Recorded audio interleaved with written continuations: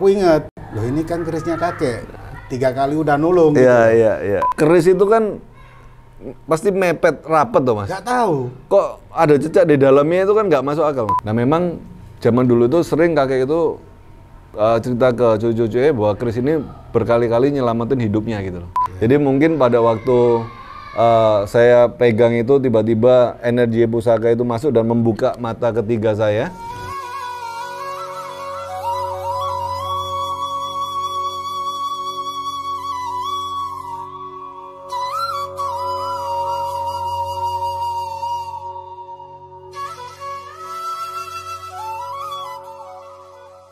Hai guys, ketemu lagi sama saya Rivo Cahyono sama Mas Hamdi.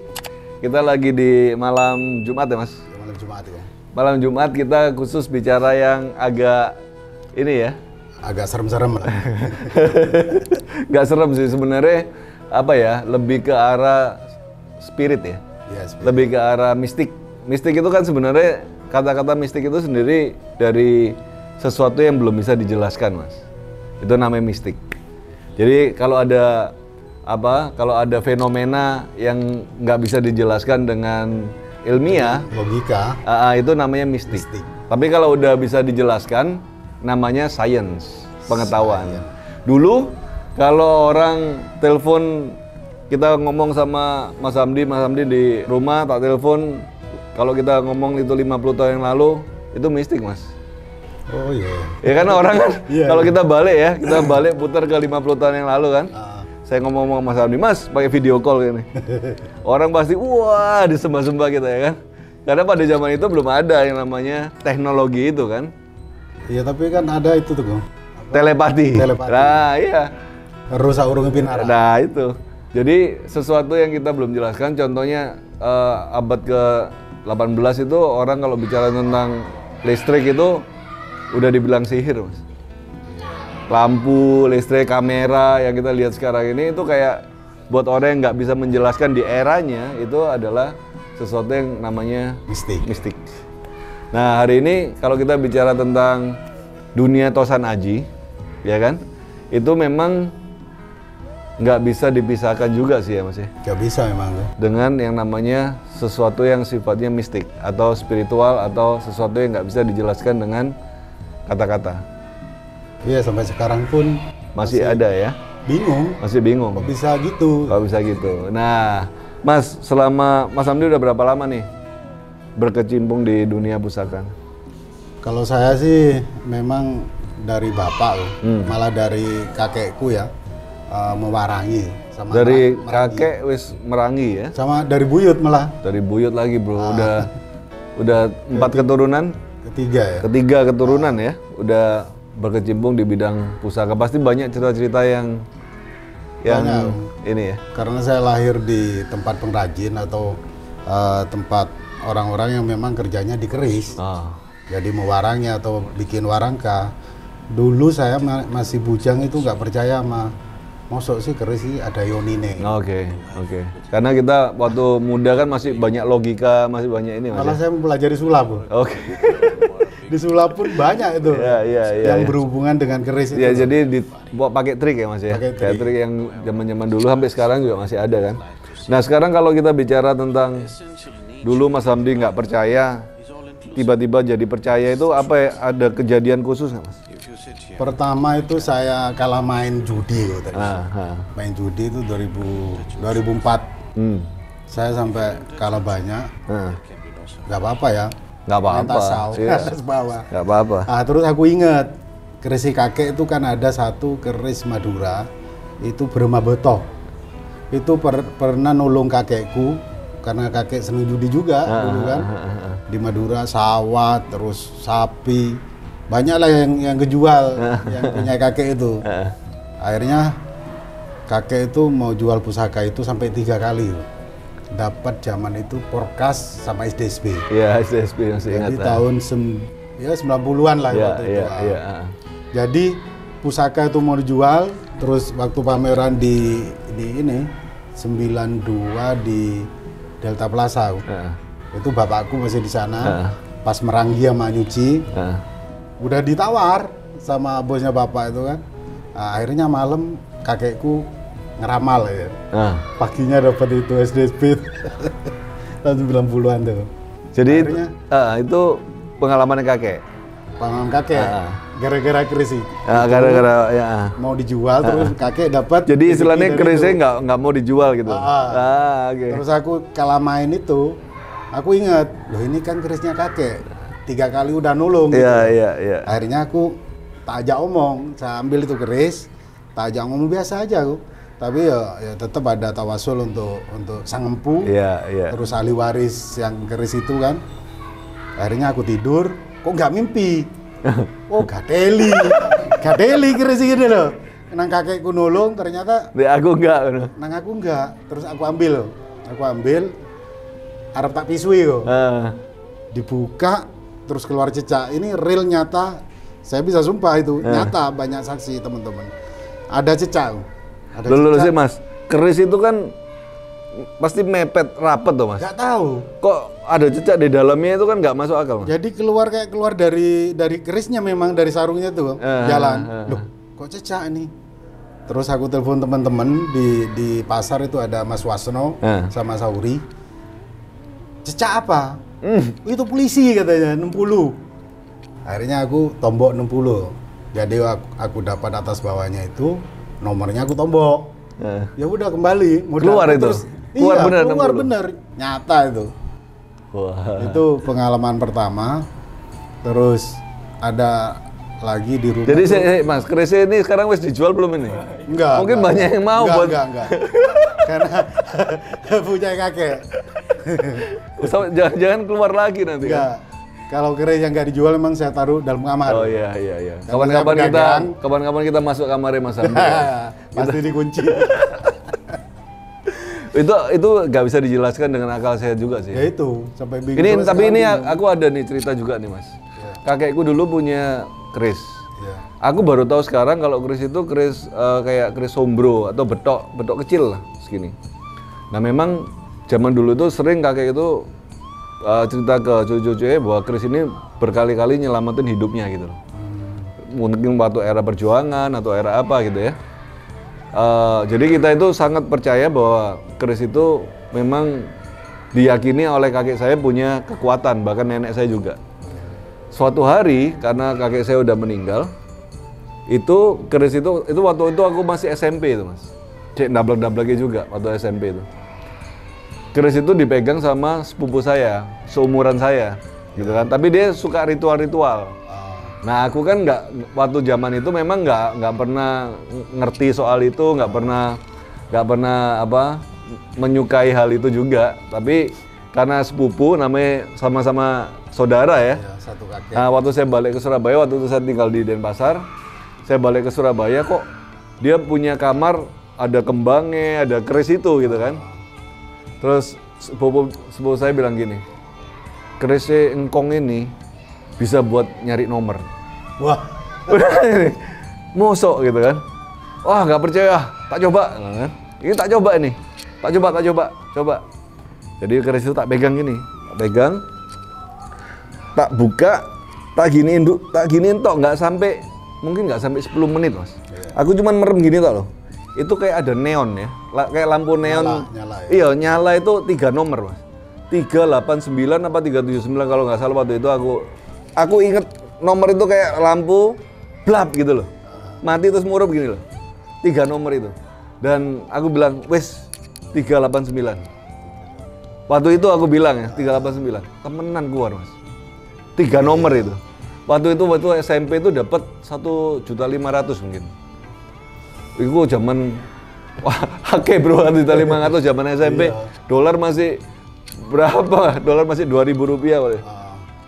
Gila itu bener keluar beneran dan tapi coba lagi gak iso Mas. Tapi perlu aku yang coba mungkin ya. Masalahnya keresnya gak ono. Nah, apakah itu yang dibilang apa ya Mas? Itu kalau di nalar kita apa itu namanya? Apa ya? Sebenarnya kalau kita bicara apa itu namanya? Kayak udah di frekuensinya aku. Oke. Jadi seperti kita meditasi atau wirid. Iya. Kalau belum di frekuensi nggak nyambung. Nggak nyambung. Oh, oke. Loh, malah aku diajari Korevo kok. Lihat keris ini ada energinya apa enggak. Ternyata saya dulu ada pengalaman memang belajar bukan telepati. Saya tahu telepati itu setelah di Blitar. Kalau di Madura itu namanya koteka. Koteka. Koteka kan Papua itu, Mas? Nggak tahu, di Sumenep, di kampungku, malah guruku yang ngajari, kamu nggak usah wirid, nggak usah melean. Wes, kayak gini loh cara, itu namanya koteka. Ilmu koteka, kata orang Madura. Jadi ternyata itu kan untuk mencapai fokus. Jadi apa ya? Kalau Korevo bilang kan apa itu? Kita ini ya, kita mencapai ketenangan tertentu gitu. Mencapai ketenangan, nanti ada titik kayak memang udah masuk ke alam itu ya, gitu loh. Masuk ke dimensi itu ya. Itu memang tanpa wirid aku. Cuma duduk aja.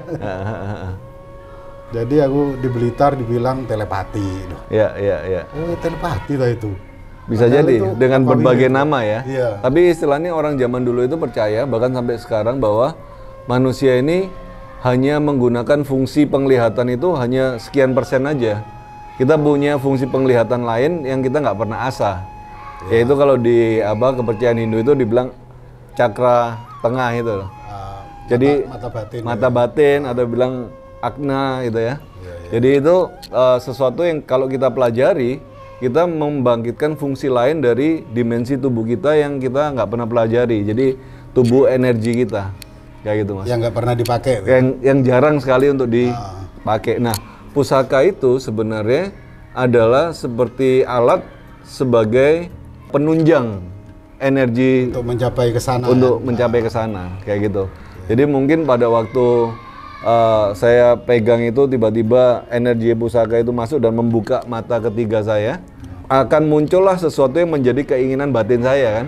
Karena waktu itu kan pengen mencoba sesuatu yang waktu itu kita nggak percaya.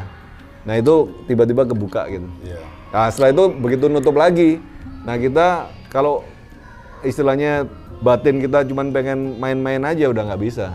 Karena sesuatu energi tubuh kita ini kan sesuatu yang suci, nggak bisa diajak mainan gitu, nggak bisa dibuat sembarangan kayak gitu kan. Nah itu memang ada sih di dalam ilmu energi atau kundalini kalau kita yang saya pelajari. Tapi yang kayak cecek itu beda lagi, Mas.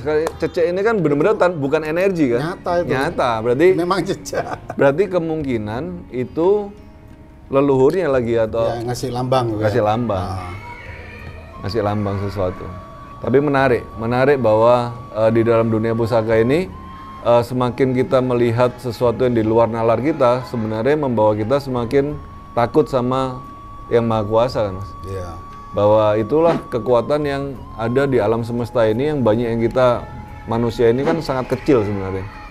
Bahkan di saat kesusahan kita ditolong dengan hal-hal yang kita nggak pernah bayangkan sebelumnya. Ya, tembungnya delala. Kata orang ini dulu ya. Orang Jawa ya. Orang Jawa dulu ya. Atau wa'alah. Wa'alah. Jadi semuanya dari Allah ya. Dari Sang Pencipta. Jadi apapun yang kita istilahnya kita alami sepanjang kita merawat pusaka-pusaka itu nggak pernah lepas dari pengaruh Sang Maha Kuasa ya, Mas. Entah itu dari rezeki, entah itu dari keamanan, entah itu dari apapun lah ya, derajat segala macam. Ya, yang perlu diluruskan lagi masalah kemusyrikan. Ya.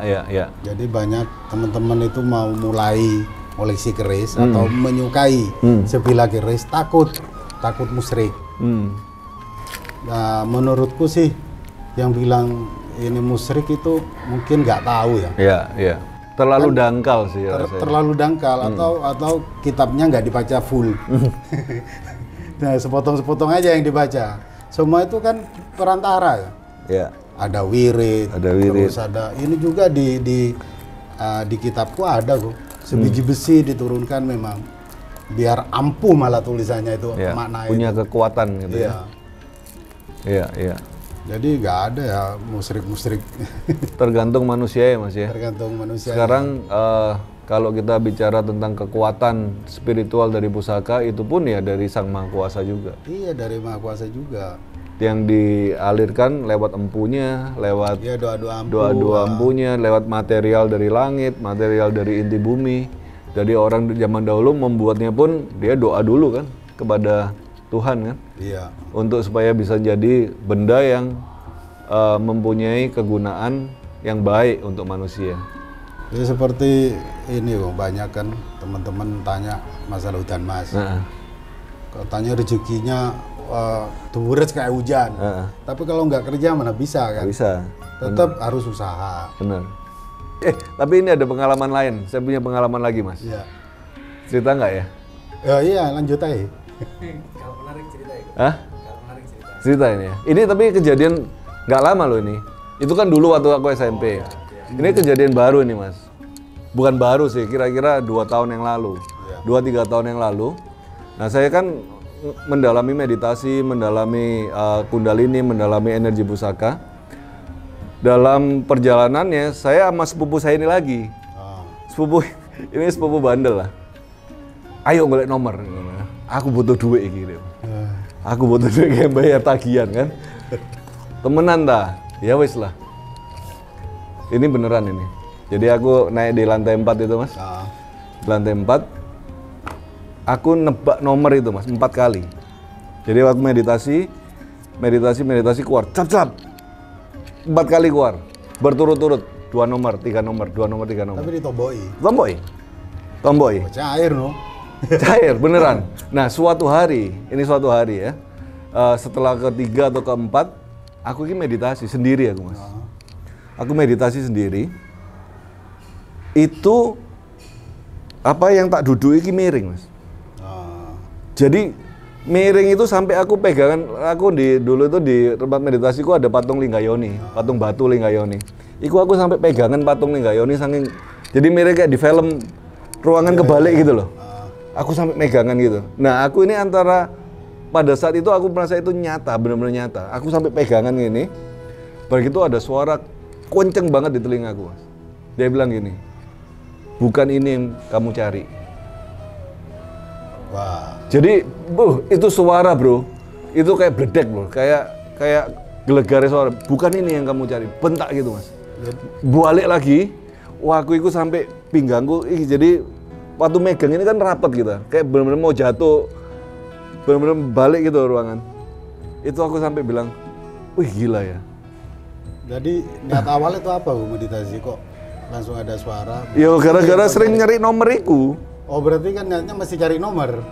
Pada waktu itu mungkin waktu itu aku mas. Jadi waktu itu niatku ya wes biasa aku meditasi kan, kalau setiap hari kan kita mesti meditasi. Jam 12 malam aku mesti meditasi setiap hari. Nah itu jadi waktu santai-santai tiba-tiba ruangan kebalik. Aku sampai pegangan itu. Dari situ sejak itu aku nggak mau lagi. Nggak mau meditasi? Bukan, nggak mau nyari nomor lagi. Nggak mau. Berarti kan niatnya tetap cari nomor kan? Mungkin. Jawab, bukan ini yang kau. Iya, bukan ini yang mau cari. Jadi mungkin dia nunjukin ke beberapa aktivitasku beberapa hari sebelumnya gitu. Jadi istilahnya dimarahin lah ya, ambek nggak tahu siapa.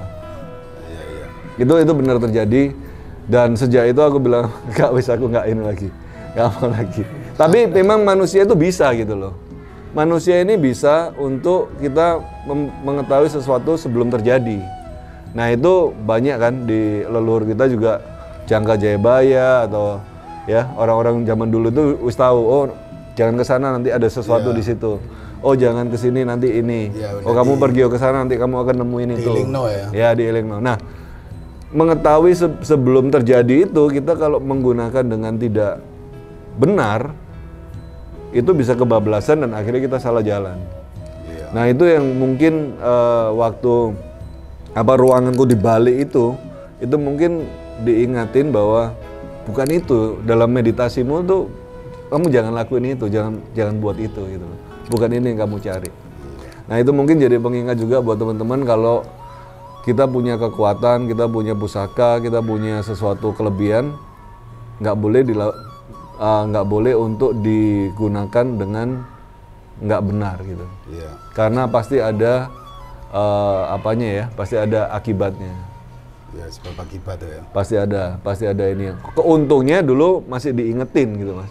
Kalau kita nggak diingetin kan akhirnya kita jadi kebablasan, akhirnya jadi hawa nafsu, kita jadi serakah, kita jadi orang yang akhirnya menggunakan kekuatan kita untuk hal-hal yang buruk kan. Iya. Oke, itu aja teman-teman cerita misteri kita. Semoga bisa bermanfaat, menjadi pesan juga buat teman-teman bahwa yang namanya pusaka itu baik fisik maupun non fisik, spiritual dan hal yang nyata itu nggak bisa dipisahkan. Jadi tetap kita menggunakan itu dengan baik-baik sehingga tujuan kita melestarikan pusaka itu membantu kehidupan kita untuk menjadi lebih baik juga. Oke guys, sampai ketemu di Kamis-Kamis selanjutnya. Salam budaya.